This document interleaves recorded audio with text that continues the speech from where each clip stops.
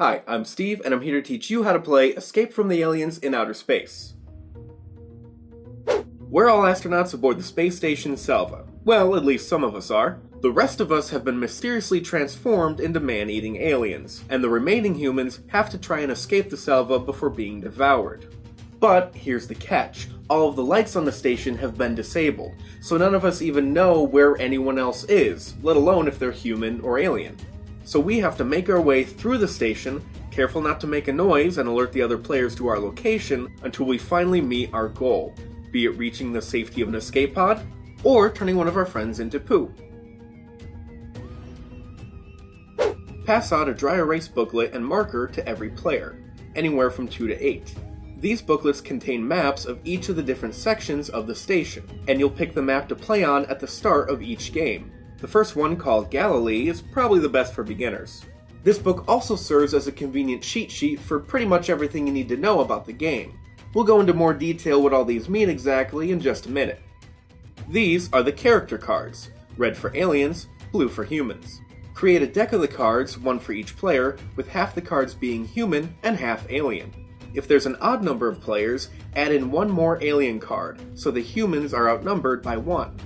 Pass one card out face down to every player and make sure to keep your cards secret. These are the dangerous sector cards. You'll occasionally draw these as you move about the station. And they could represent everything from you accidentally making a noise and alerting people to your presence, to you quietly finding a useful item to help you survive. Shuffle all the dangerous sector cards together and put them in a pile where everyone can reach. These are the escape pod cards. When a human player reaches an escape pod sector, they'll draw one to see if that escape pod is working or not. Make sure all 5 cards are shuffled and placed where everyone can reach them. When it gets to be your turn, you move from one hex to an adjacent one, writing down the coordinates of your new location in the movement tracker. Now humans can only move 1 hex, whereas aliens can move up to 2, but either way you'll always have to move every turn. Now, which type of hex you end your move on will determine what happens next. You can find what the hexes do in the bottom row of your cheat sheet here. These numbered hexes are the escape pods and the human's main goal. When a player reaches one of these, they'll draw an escape pod card. If it's red, they'll place the card off to the side. The pod is broken, and they have to reach another. Now, aliens cannot end their move on an escape pod hex, so that player's safe in the meantime, but they will have to move on their next turn. Now, if the pod is green, that means it's working and you win, leaving all your other human friends to fight over one less escape pod as you fly down to Earth. These are the starting locations for the humans and aliens respectively. You can't move through or end your turn on any of these spaces. Now, it's the gray and white hexes where we really get into the real meat of the game. If you end your turn on a gray hex, you draw a dangerous sector card. They come in 4 different types, and could be really good for you, or really bad for you. First off, we'll look at both the green and the red cards because they both work in kind of a similar way. The red cards, with the downward arrow symbol, mean you made a noise as you moved, and you have to say the sector you're now in to everyone at the table. There's a noise in sector blah blah blah, and you can't lie, you have to say where you actually are, because otherwise, you're a dick. Now, if you get a green card, you also have to say there's a noise in sector blah blah blah, but this time, you do get to lie, naming any sector you choose. It's like if your character found some random object and threw it at a far wall, trying to get the other players off your trail. Now the thing is, you never reveal these cards to the other players. Instead, call out a sector and place it face down in a discard pile. So no one really knows if you drew a green card and are lying, or a red card and telling the truth. Or a green card and telling the truth. That one's also fun. They can only try to keep track of your movements on this map here, and hope they're able to find some kind of contradiction or something that indicates where you most likely are. The other 2 dangerous sector cards also share some similarities, hence the same white symbol. With both, when you draw them, you place them face down in front of you and declare silence in all sectors. The cards that show an empty starfield are called silence cards, and once they're placed in front of you, they'll never come into play again. But these other cards are special items that can do a wide variety of things. Just match the symbol in the top left-hand corner to the one in this section here to find out what it does.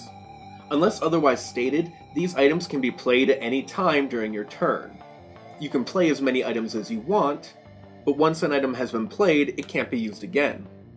When you do play an item, flip it face up in front of you so the group knows what you're doing, and leave it there for the rest of the game. If you end your move on a white hex, you declare Silent Sector, and that's it. Now, white hexes are far rarer than gray hexes, so when the other players hear you say that, there's a much shorter list of possible places you could be. However, you never have to give out any more specific information as you might have to with the gray hexes, so choosing to end your move on a gray hex tends to be a bit more of a high-risk, high-reward kind of situation. Now, once an alien thinks they've located a human player, they'll want to attack. As soon as the alien finishes their move, they'll declare, "I attack in sector," wherever they just moved to, and anyone in that sector is automatically killed, whether they're human or alien. Now, if you die as an alien, you're done for the game, but if you die as a human, you get resurrected back at the alien starting location, and continue playing the game as an alien. Also, the alien that killed you can now move up to 3 spaces during their move phase. They're stronger and faster now that they don't have to hunt on an empty stomach. Now, each character gets a special ability indicated by a symbol in the upper left corner of their card, and you can find the description on how that ability works on the back of your booklet. Because a lot of these essentially allow the players to break the normal rules, it might not be a bad idea to hold off on using these for your first playthrough. Let the new players get used to the basic gameplay before mixing it up. But that's up to you. Now, as far as winning the game goes, it's every human for themselves, so they just have to reach an escape pod and get the hell out of there. However, the aliens are actually working together, and as long as they manage to keep one human trapped on the station for 40 rounds, they win. And that's basically it. You should now know pretty much everything you need to know to start playing Escape from the Aliens in Outer Space. And if you have any questions regarding rules or strategy or whatever, please leave in the comments section below and I'll be sure to get back to you.